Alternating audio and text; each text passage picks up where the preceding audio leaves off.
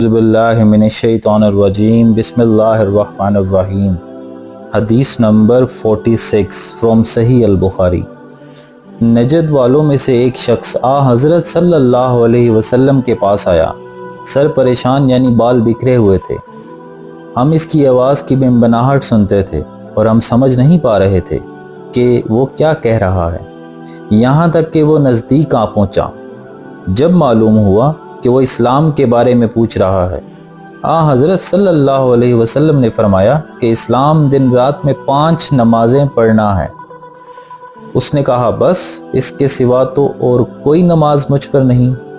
آپ نے فرمایا، نہیں، مگر تو نفل پڑھے تو اور بات ہے۔ حضرت صلی اللہ علیہ وسلم نے فرمایا، اور رمضان کے روزے رکھنا؟ اس نے کہا، اور تو کوئی روزہ مجھ پر نہیں۔ آپ صلی اللہ علیہ وسلم نے فرمایا، نہیں، مگر تو نفل روزے رکھے تو اور بات ہے۔ طلحہ نے کہا، اور حضرت صلی اللہ علیہ وسلم نے اس سے زکوٰۃ کا بیان کیا۔ وہ کہنے لگا کہ بس اور کوئی صدقہ مجھ پر نہیں۔ آپ صلی اللہ علیہ وسلم نے فرمایا، نہیں، مگر یہ کہ تو نفل صدقہ دے تو اور بات ہے۔ راوی نے کہا، پھر وہ شخص پیٹھ موڑ کر چلا، یوں کہتا جاتا تھا، قسم خدا کی، میں نہ اس سے بڑھاؤں گا نہ گھٹاؤں گا۔ حضرت صلی اللہ علیہ وسلم نے فرمایا، اگر یہ سچا ہے تو اپنی مراد کو پہنچ گیا۔ اعوذ باللہ من الشیطان الرجیم بسم اللہ الرحمن الرحیم۔ حدیث نمبر 47 فرام صحیح البخاری۔ حضرت صلی اللہ علیہ وسلم نے فرمایا، جو کوئی ایمان رکھ کر اور ثواب کی نیت سے کسی مسلمان کے جنازے کے ساتھ جائے اور نماز اور دفن سے فراغت ہونے تک اس کے ساتھ رہے تو وہ 2 قیرات ثواب لے کر لوٹے گا۔ ہر قیرات اتنا بڑا ہوگا جیسے احد کا پہاڑ۔ اور جو شخص جنازے پر نماز پڑھ کر دفن سے پہلے لوٹ جائے تو وہ 1 قیرات ثواب لے کر لوٹے گا۔ روح کے ساتھ اس حدیث کو عثمان معوذن نے بھی روایت کیا ہے۔ کہا، ہم سے عوف نے بیان کیا، انہوں نے محمد بن سیرن سے سنا، انہوں نے ابو ہریرہ رضی اللہ تعالیٰ عنہ سے، انہوں نے حضرت سے اگلی روایت کی طرح۔ اعوذ باللہ من الشیطان الرجیم بسم اللہ الرحمن الرحیم۔ حدیث نمبر 48 فرام صحیح البخاری۔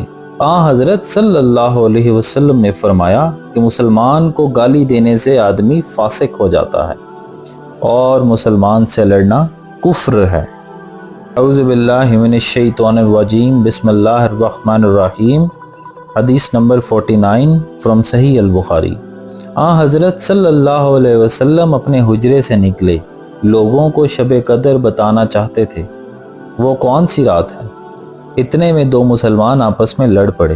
آپ صلی اللہ علیہ وسلم نے فرمایا، میں تو اس لیے باہر نکلا تھا کہ تم کو شب قدر بتلاؤں، اور فلاں فلاں آدمی لڑ پڑے تو وہ میرے دل سے اٹھا لی گئی، اور شاید اسی میں کچھ تمہاری بہتری ہو۔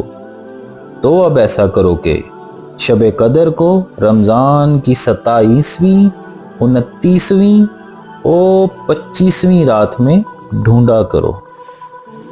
باللہ من الشیطان الرجیم بسم اللہ الرحمن الرحیم۔ حدیث نمبر 50 فرام صحیح البخاری۔ ایک دن حضرت صلی اللہ علیہ وسلم لوگوں میں تشریف فرما تھے کہ آپ کے پاس ایک شخص آیا اور پوچھنے لگا کہ ایمان کسے کہتے ہیں؟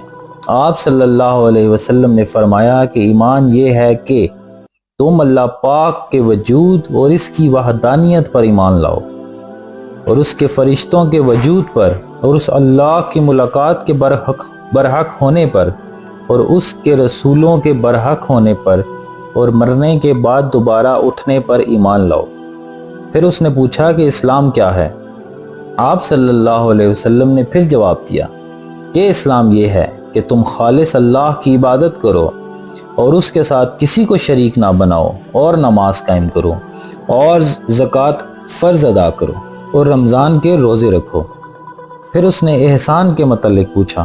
آپ صلی اللہ علیہ وسلم نے فرمایا، احسان یہ کہ تم اللہ کی عبادت اس طرح کرو گویا تم اسے دیکھ رہے ہو، اگر یہ درجہ نہ حاصل ہو تو پھر یہ تو سمجھو کہ وہ تم کو دیکھ رہا ہے۔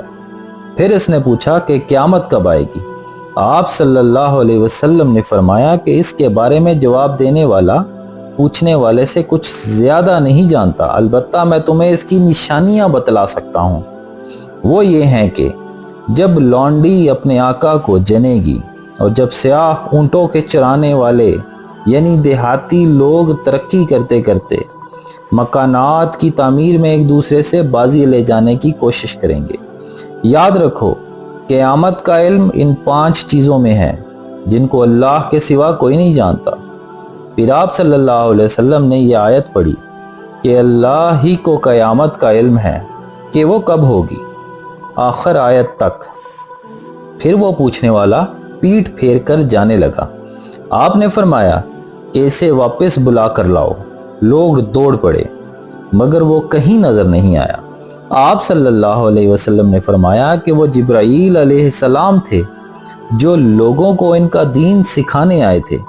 امام ابو عبداللہ بخاری فرماتے ہیں کہ حضرت صلی اللہ علیہ وسلم نے ان تمام باتوں کو ایمان ہی قرار دیا ہے۔ سبحان اللہ۔